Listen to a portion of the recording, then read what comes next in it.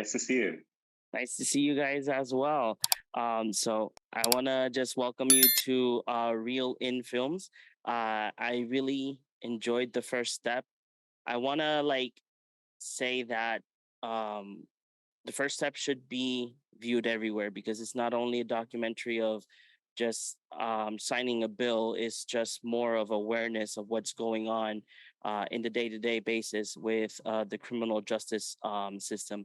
So I would say that the first step does bring a lot to the table of just only following Van Jones and his journey.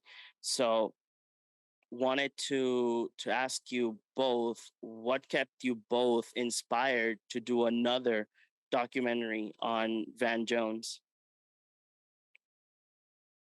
Well, when we made a web series with Van called The Messy Truth in the lead up to the 2016 election.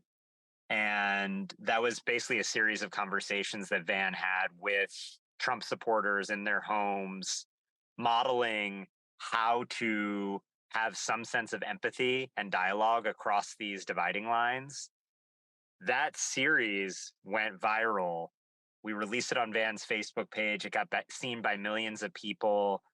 And it became very clear that people in this country are hungry for seeing examples of the messiness of bridge building, of having dialogues across these pervasive divides being shown and depicted on camera. If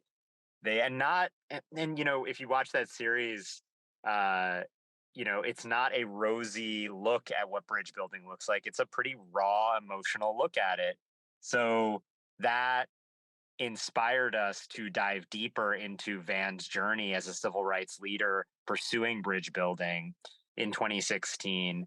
And that basically led us to a 5-year journey of following Van, Louis L. Reed, Jessica Jackson, a coalition of activists that have been on the front lines of criminal justice reform and the addiction crisis in this country, coming together, progressive, conservative, Black, Latino, white folks coming together across dividing lines to try to get something accomplished on these issues.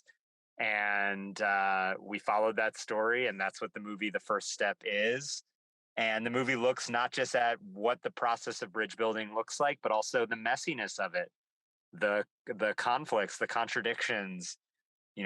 Working across divides at such a polarizing time is not easy, and it creates enormous conflict. And we wanted to show warts and all what that journey would look like. How about my bad? How about for you, Lance? Because I did notice that Brandon is the director of The First Step, and then I see that you are the producer. So how is it that you entitle or come into building up this journey with Van Jones and this full movement with everybody that comes out in this film?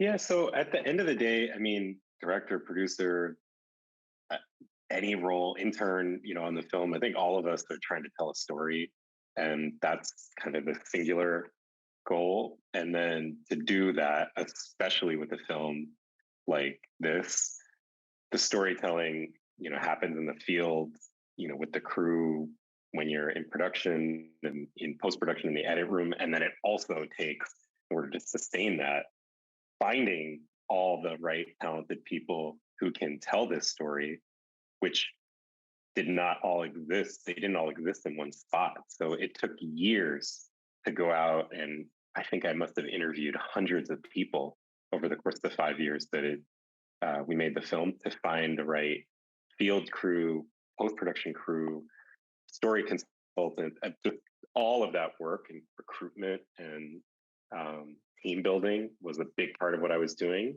as a producer. Figuring out the technical processes, because we had to build very specific camera rigs in order to film in the kinds of environments that we were working within. So we had to figure out the technology to do that, and then also the post-production technology to manage a remote edit pre-COVID.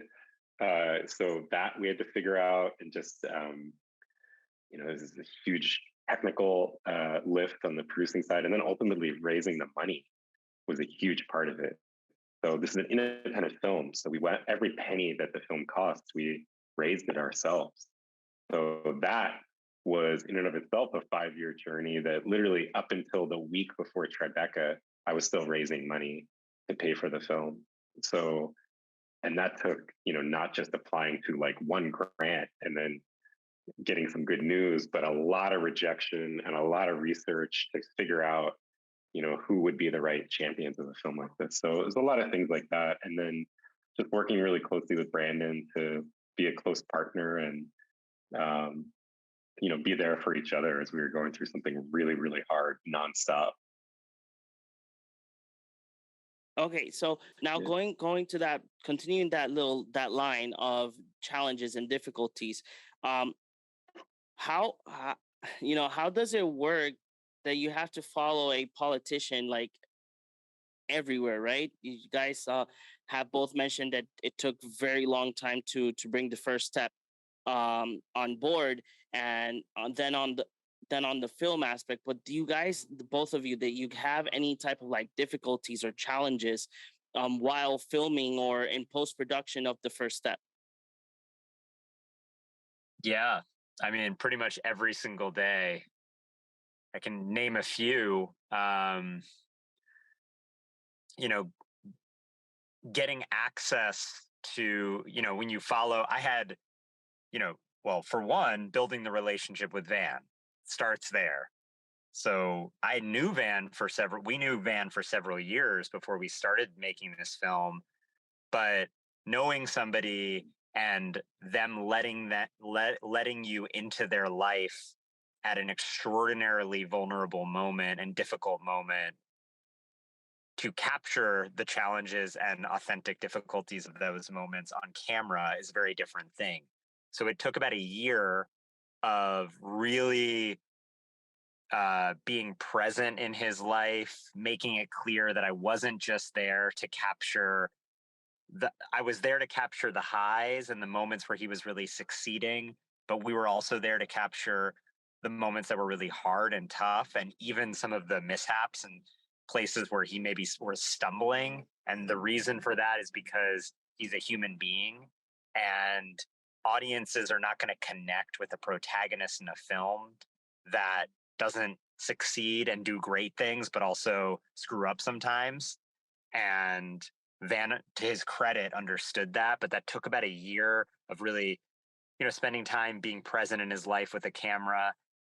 But then it's not just Van. Once we had that relationship, it's like every time he is in a conversation or in a room with other people, especially because as a public figure, he's in a lot of rooms with senators, congresspeople, celebrities, and very influential people who are not used to they're used to having cameras around, but they're not used to having cameras around in behind the scenes, closed door settings.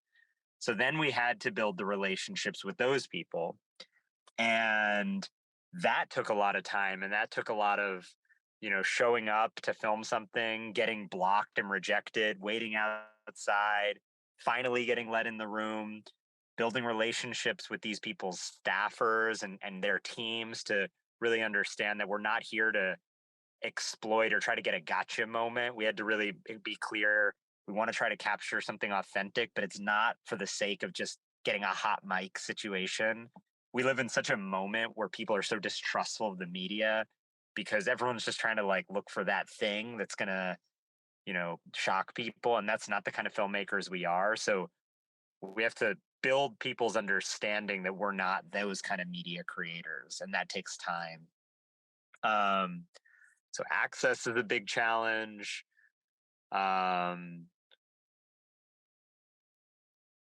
You know,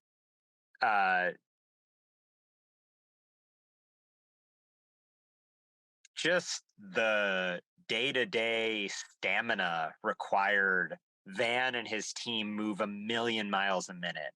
They're like, I would get text messages and be like, all right, I'm heading to Tennessee.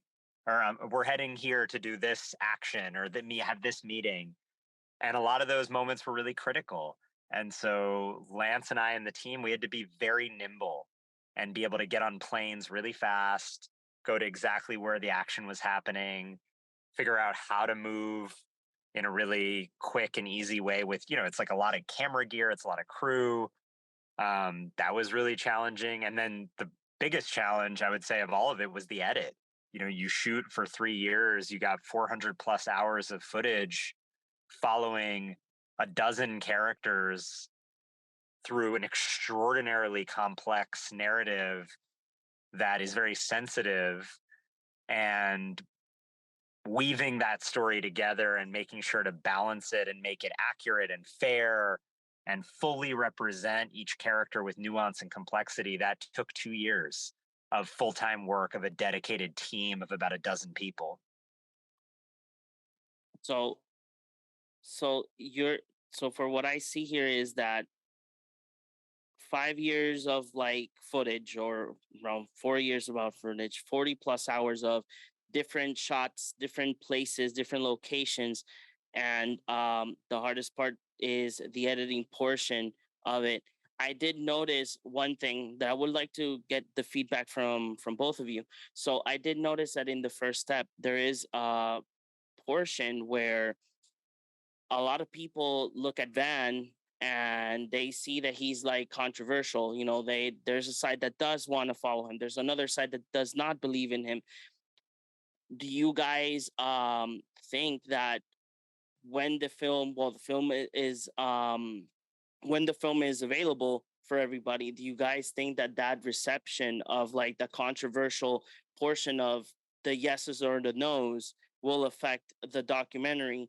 Or do you guys think that when the people sit down and see this documentary, their mindset might change because there's so much information in the first step that can lead to like understanding the day-to-day basis of what he goes through?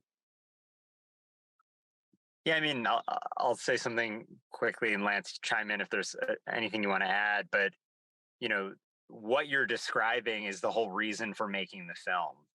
We were following a bridge builder in action, and it was really important to us to represent very fairly in the film, not just Van and his point of view and the actions he was taking and his strategy, but also people who really opposed this legislation or this strategy of engaging with Republicans in power.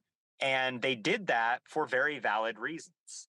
And we wanted to create a cinematic experience, a film where you can see characters on screen, protagonists on screen, that represent what you would do in that situation. So some people would walk into the Trump White House and would advocate to people that they strongly disagree with, that they believe is causing enormous harm to their community, because they believe engagement is worth it.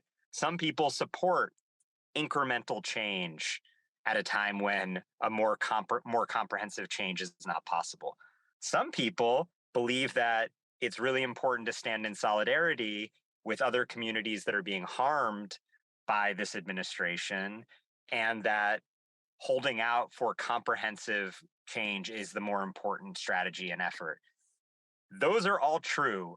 And those kind of conversations and opinions and views are all in the film. And the goal of the film is to be able to see your position represented, but also have a window into other people's views and positions, and maybe get some understanding or empathy into why they feel that way, with the hope that the movie can end, the lights can come up, and if your views and opinions have not necessarily changed, but your views of other people's beliefs and positions, there's a little bit more openness to understand why they feel that way, then hopefully the film has led to some level of being able to coalesce around different views and opinions and strategies, so that more action can be taken, not just on criminal justice reform or addiction, but also climate and gun reform and all these other issues that are being stuck because of some of this sort of entrenched, divisive culture. How about you, Lance? Do you have anything to weigh in on? Well, I mean, he said it pretty well. I guess what I would add is the film has been now, it's been almost 2 years that we've taken the film into in-person experiences across this country, in-person screenings and experiences. I say experiences because we've never played the film without panel discussions or post-screening dialogue accompanying the film.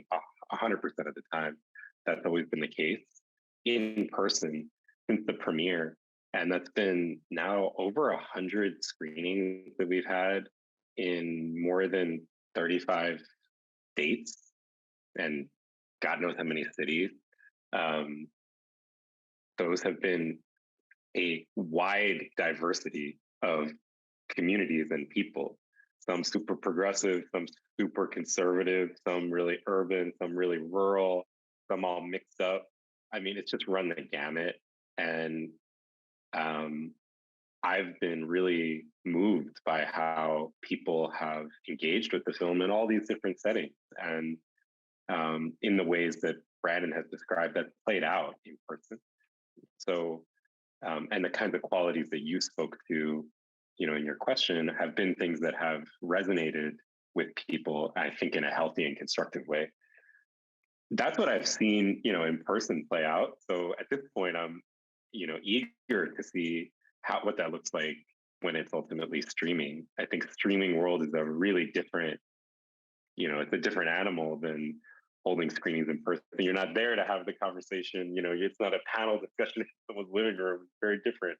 But I hope that the work that we've done has laid the groundwork for people to be able to engage with it more accessibly at home and still have a meaningful experience. And that's kind of the next chapter that we're entering into. So now going into that, we're reaching the streaming port. That's going to be available on streaming. It's been, you guys mentioned so many footage for so long following Van Jones and all of these people that are behind him and trying to fight for this legislation or for the next upcoming thing that they want to make a change. So in these years that you guys been working for the first step or working on the first step, do you guys have any key moments that you guys like still have in heart, that when this happened on this day that we filmed, I was, without words, or I did not expect this reaction? Do you guys have any like moments like that while filming the first step?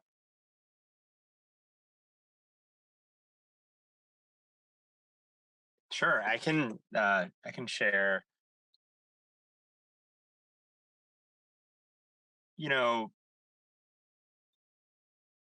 There's a really beautiful moment in the film. I think it's, definitely one of my favorites, where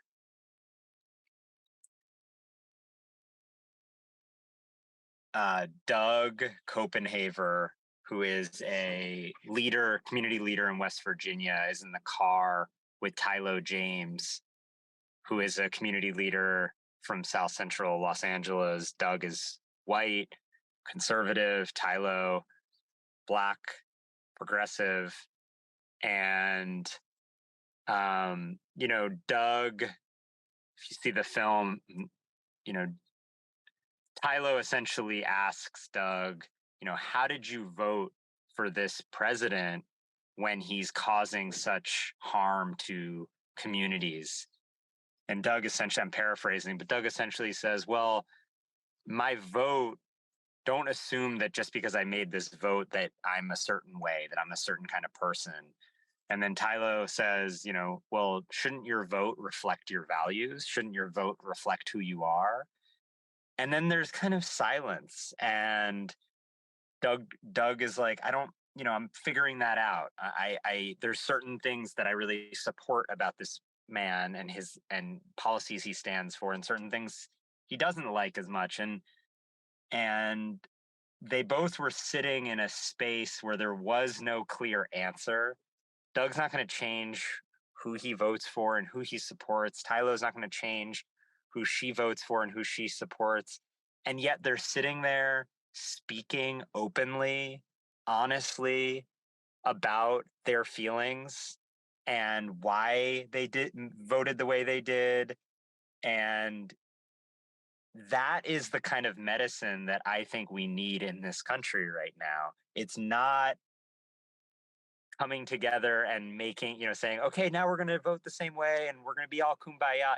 It's just dialoguing and listening and hearing each other. And even if that leads to just silence, like let it be silence. That's better than going into our echo chambers and just hate talking against each other. So it's a quiet moment. It's a small moment. If you watch the film, it could just pass before your eyes without you even noticing. But I think it's at the heart and the soul of the film. That's really amazing. So I really want to thank both of you for giving us the time here to talk about the first step. For all of our viewers, it will be available in US on major VOD platforms on April 4th. So please go ahead and sit down and watch the first step when it's available. Again, thank you very much for both of you to giving your words on talking about the first step. Thank you very much. Thank you, John. Really, really a pleasure to be on your show. Yeah, thanks so much for having us. Yeah, really, really enjoyed this conversation. Appreciate all you do. Thank you very much.